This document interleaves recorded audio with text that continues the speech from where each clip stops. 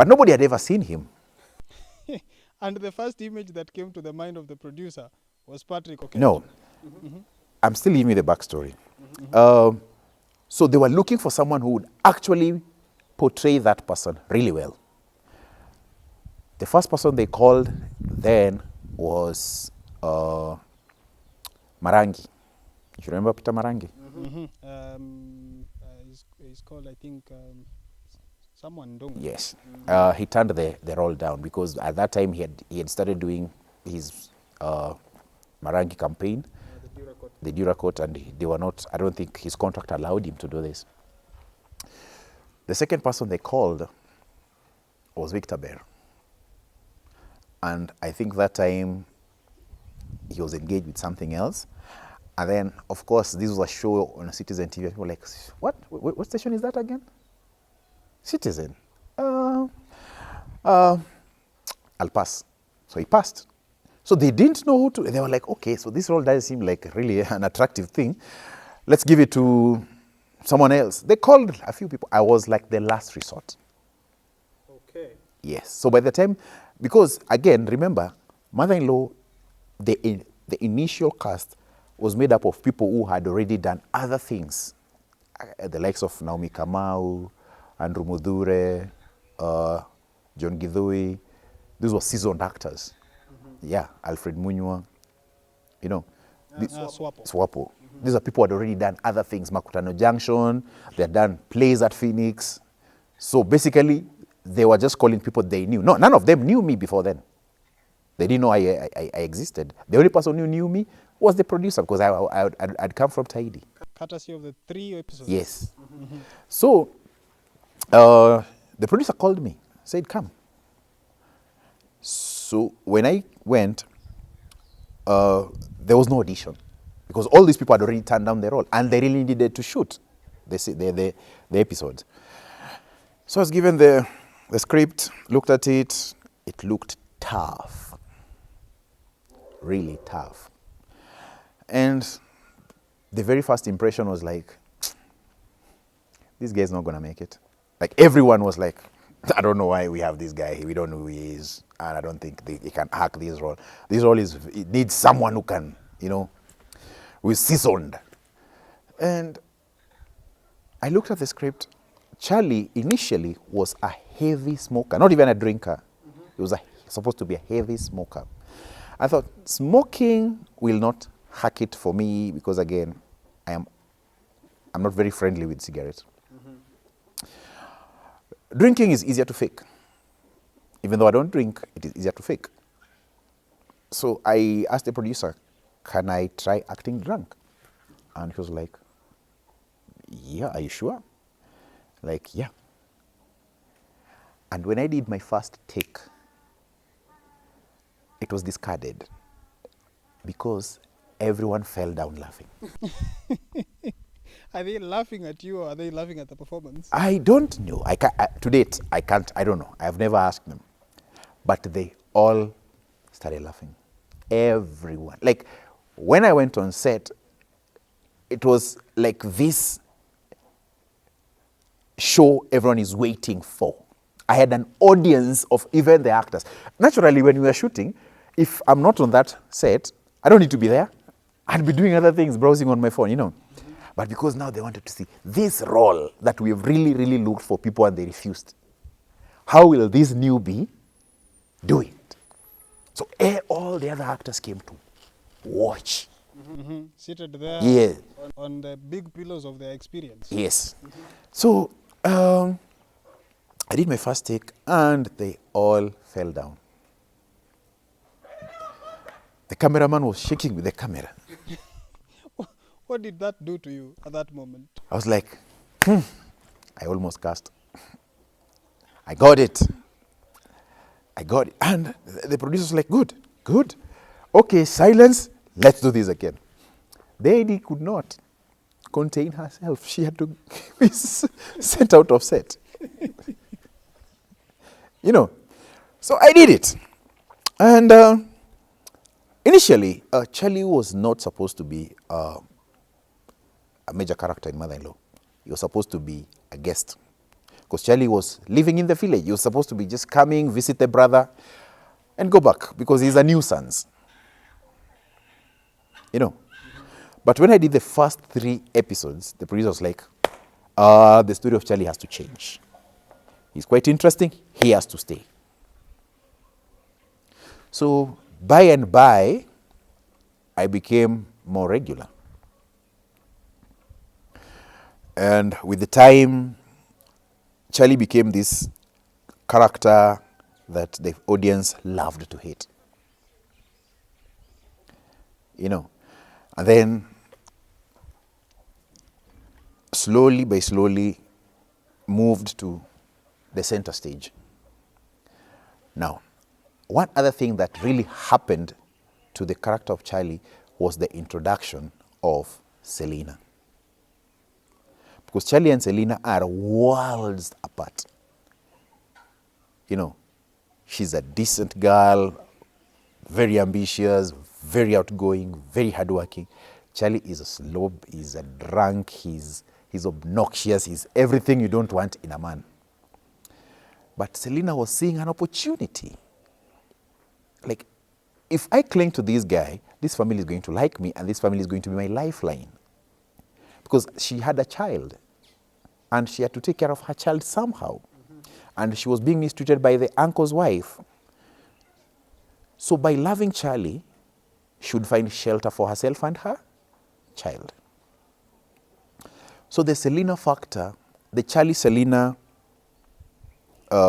marriage was quite discordant, but very interesting to watch. Because people kept asking, what is this girl seeing in this guy?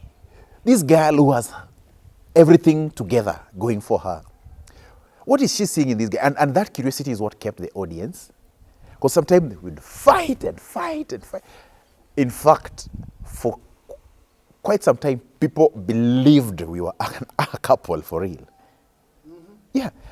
And it was hard to convince people that we were not dating.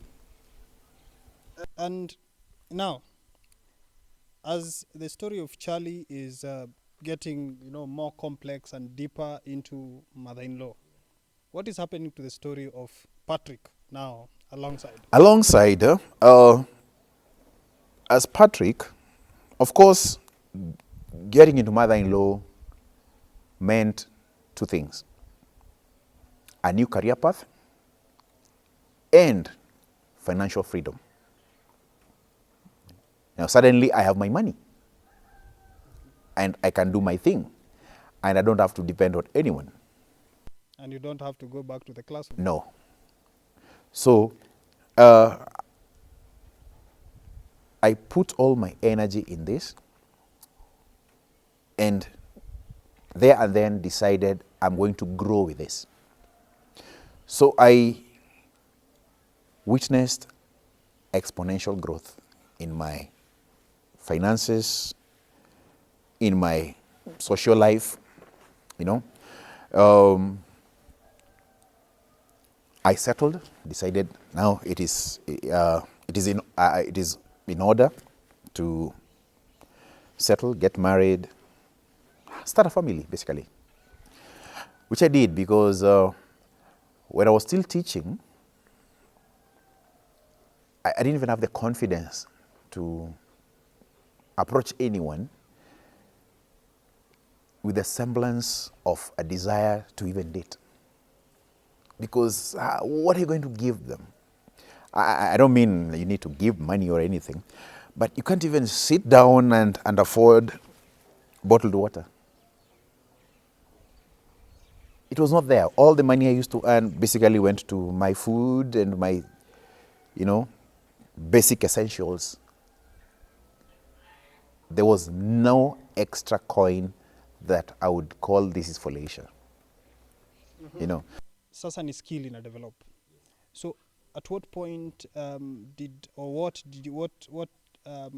did you put in now to become, where did the respect start developing even from your castmates? Like now we have a serious TV actor.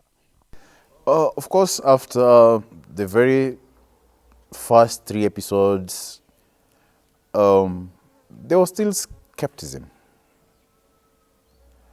Now, what rubber stamped that confidence in me and even my fellow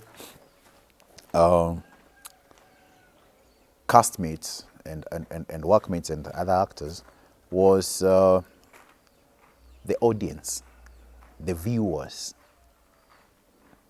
The viewers loved Charlie instantly. Knew you were a gullible woman. Mike, Alpha, out. Uncle will not continue being interrupted by hopeless people who have no focus in their lives. Like I say, this is a person, you don't love them because they are good. You know, you love them because they are so good at being bad.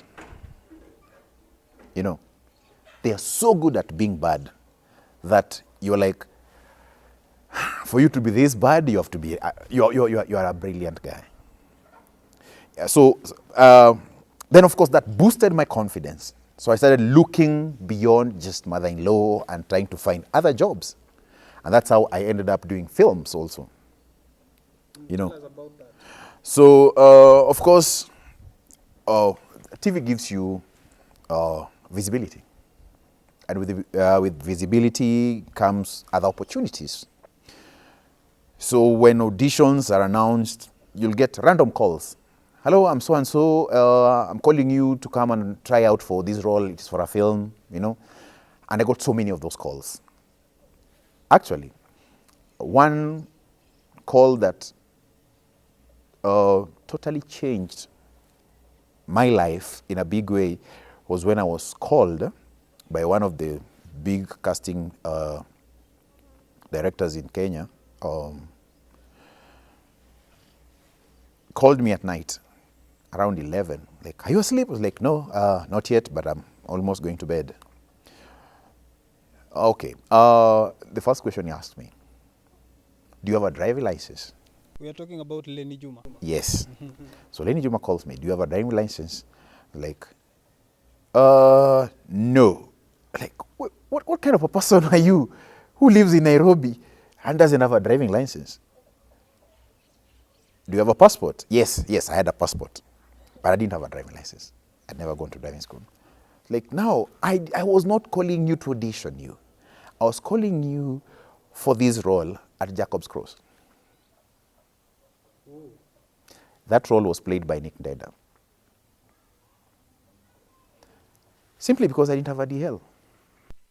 So now you're realizing that acting is not just... I mean, it's not just because I still had the stage mindset.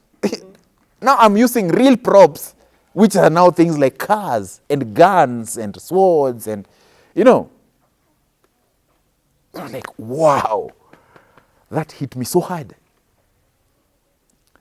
And I didn't take 2 months. I went and got a driving license.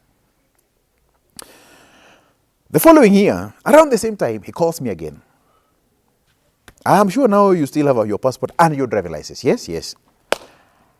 I'm calling you for another audition. Now, this time, it was a now audition, because the first one was not an audition. It was just calling me to go take up that role. Now, auditions. Now, this time round was now another film, Captain of Nakara. And when I went to audition for the role of Captain, they were looking for someone who was, in their 40s? And when I looked at the people we were seated with at the audition bench, waiting, at the waiting area, and they were all senior actors. People who have done this before, people who are, seasoned actors. And I asked Lenny, are you sure you're not miscasting me? Because, first of all, I'm not within that age bracket. And I don't think I'm able to do this. Like, are you trying to tell me I don't know what I'm doing when I call you for this role? So I actually auditioned for 3 roles. And the director was not able to decide where to place me. So eventually they said, simply because you can act drunk very well, we're going to compromise on the age of the captain. So I was given the role as the captain. And that's how I got into Captain of Nakara. Actually, that time I got like almost every year, I used to get an audition for a film. And they were not just local films, they were really big film. Like Captain of Nakara was a collaboration between Kenya and Tanzania and some Germans. The following year, I got another role for a French film, acting as a priest. I was to act as a waiter, and then they decided the waiter role was too small, so I was given a role as a priest. Unfortunately, I've never watched that film. I later came to learn that the director passed away, succumbed to cancer. God rest his soul. So umekuwa ukishoot mother-in-law for all these years now. Yeah. Umeanza, like, you've started becoming a household name. Alafu umeenda Captain of Nakara. So and here you're meeting different people, you know, experienced people. Na wewe mwenyewe sasa they're also regarding you as experienced. Yeah. So how was the first experience and even the wholesome experience kwa hiyo set ya Captain of Nakara, you know, against what you had already experienced kwa the TV set? First of all, TV is relatively small in terms of production, even equipment. And then again, the kind of show that we do, Mother-in-Law, is a family show. So basically, your set is a house. You are always, like 90% of the time, you're shooting within the house. But now when you go into film, there's a lot of outdoor experiences. You know, for the first time, you see how film sets are set up. Captain Nakara, as the story was, of this independent African country immediately after independence, the life of most African countries, because now it was set in the 60s when very many African countries were just getting independence, where now the white man was handing over to Africans, and so many coups happened after. So Captain Nakara is the story of this country run by the military, and you know, the kind of life most African countries went through, especially West African countries that underwent through so many coups. We even had one in Kenya, 1982. For a brief moment, we had a taste of what it means being under the military, even if it was for a day or two, you know. But the other countries that was like their experience. So that is basically what the film was trying to talk about. And of course, the life of the contemporary Mwananchi who were living under those conditions. You know, so basically it's a love story of a young man who was living in this country which had just, which is under military rule. So my role as a captain was to portray the impunity with which the military lived their life. You know, you could do anything you want, order people around, rape women, and you know, basically just plunder. Okay, so umekuwa kwa this, you've been in this mother-in-law set, Yeah. and you know, from the onset you've been doing a very serious role. Yeah. You're supposed to be, you know, doing this serious role of this very confused, conflicted, and you know, very you know, the black sheep of the family. Yeah. And this is a TV drama, so you know, very serious stuff going on. But then you've been put in another context now, a big film, which, as you say, technically even the way of shooting is different. It's totally different. And this one is a comedy. Now, So how did you approach it, you know, as an actor, and what was the experience going into it? Remember when I said I was not very sure that the casting director knew what he wanted from me. But they gave me the confidence that whatever you are able to give is what we are looking for. So when I went on set, I didn't go there knowing that I'm going to make people laugh or that I'm doing comedy. I went there and I was like, put on that uniform of a military man, captain in the army, and just be mannerless as the role demanded. Yeah, I went through it, put myself through that process, imagined myself as this man in the army and doing these obnoxious things. And really didn't think about it as I should try to be funny or not. Or because it's supposed to be comedy, so these are the moments where you drop your punchline. Or in fact, I had very minimal dialogue in the show. I was just this bad boy, this bad guy who is a problem to everyone, and that helped me sail through the role without putting myself through or heaping a burden on me on what the audience will think about me or not. So just sailed through it as if it is just basically my life. Yeah. So one thing I do with my roles, because I've done so many shows and films, even student films. One thing I do with my role is that I strive to understand who this person is. Who are they? What is their life story? What did they eat for lunch? What are they likely to do tomorrow? And then put on that role and forget about being Patrick and be that person.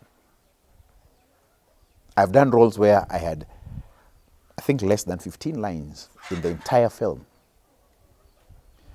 But the comments I get are like, wow, you pulled that role well. Because I put myself in that person's shoe. An example is a film known as Intellectual Scam by Kevin Jewell. I was acting as Rue, an African intellectual being lectured by a white man in a plane.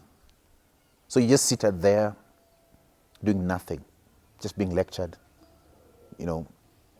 retorting once in a while, nothing else, and looking this really learned person, but totally helpless and useless within that context where this person is dropping these bitter truths about Africans and their laziness and their lack of, direction, and then you actually see it. You see the pain in this person's eyes when now these bitter truths are revealed. And so as an actor, I put myself through that. I divorce myself from being Patrick and become this new person. And that is how I do all my roles, basically. One thing that many people do not do in this field, and basically in any field that we are in, especially this creative field and this content creation field, is research. We have very few people who actually research. As an actor, research on your character. As a writer, research on your subject matter. Even as a director, research on what is happening out there. What are the trends?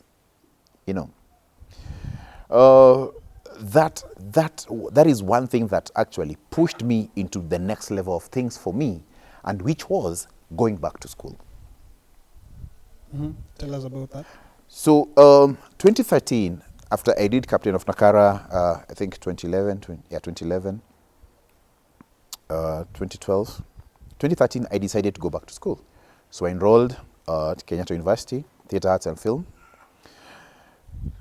Not because I didn't know what I was doing, or I didn't have confidence in what I was doing, but because I wanted to know more. I wanted to expand my knowledge base. I wanted to support my talent with refined skills. And I always tell young people, especially those who come to me and say, I used to act in school, I got best actress or best actor at drama festival. That is good. But that was just to tell you that you can actually do it, but this is just the starting point. We all went through that. School gives you more in terms of structured instructions on how to refine and define even that talent and understand yourself from within, so that you are basically being turned inside out to know exactly why you do certain things you do. So I already know what I do, but the why needs to be defined, and that makes you a better performer or a better writer or a better producer or a better, basically, a better professional. So that is one of the things that informed my going back to school. Okay, so now we've really talked about Patrick Oketch, the actor, but there's also another dimension that is very important in your career in the creative sector. You're also a writer, and I don't think many people actually know you by that. Tell us about it. Yeah, my journey of writing goes along with my journey of performance. Now, this is how I began my writing. When I was in high school, I really, really wanted to do music. Like, I just wanted to be able to sing and join music or choir or whatever. So I joined the high school choir. Our school was very well known for singing Luo folk songs and set pieces. We were like really, really good. So we had a very good music teacher. So when I joined music, the auditions were rigorous. The music director told me clearly, I don't like you. So even if you sing like an angel, I don't want you in my choir. And that killed my morale for music. I quit singing completely. But I still wanted to perform. So during the music festival, what I did, I went and wrote a poem. Took it to the language department. It was approved. Took it to the principal and requested that as the choir will be going for competitions, that I should also be allowed to go and perform my self-composed poems, which I did. And I got awards. Alongside the choirs, they were singing, I was also doing poetry, solo verses. And most of my verses were self-composed. So my writing actually started from there. So I started by writing poetry. Then, still in high school, we managed to write a play as students and performed at the festivals, and we did quite well. So I took it up. When I came out, when I cleared high school, the many, many pieces that we were performing at community theater, I wrote most of them. So basically, writing was going alongside my acting. So when I joined Mother-in-Law, I really wanted to know how to write for TV. So I approached the then writer, Naomi Kamau, and she was graceful enough to show me a few things here and there. Then I started writing bit by bit under her tutelage. And for like a season, I was writing under her. Then the producer got to know, oh, so you can also write. Okay, can we see what you can write? And then by and by, I'll be given a script or two in a season to write. And the practice made perfect. And I was able to write. Now, for some reason, some of the writers that we were writing with left. Like Naomi also left when now she started Machachari. She could not write for Mother-in-Law anymore. Abel Mutua joined us in Mother-in-Law, and I wrote with him. There was another lady by the name Nancy Karanja. She also came, we wrote with her. Then she got greener pastures, left for the US. And then at some point, I also wrote with Aida Kafura, who was also acting as Olive. I also wrote with Faith Nyaga, who is also acting as Lisa. So since the inception of Mother-in-Law, there have been several other writers. But there was just one constant factor. I'm the one who has never left. At some point, I was the sole writer for about 6 years. Oh, okay. Yes. Mother-in-Law has been on air for 13 years. So 6 years of the 13 years, I was the sole writer for Mother-in-Law. Click that subscription button. See you.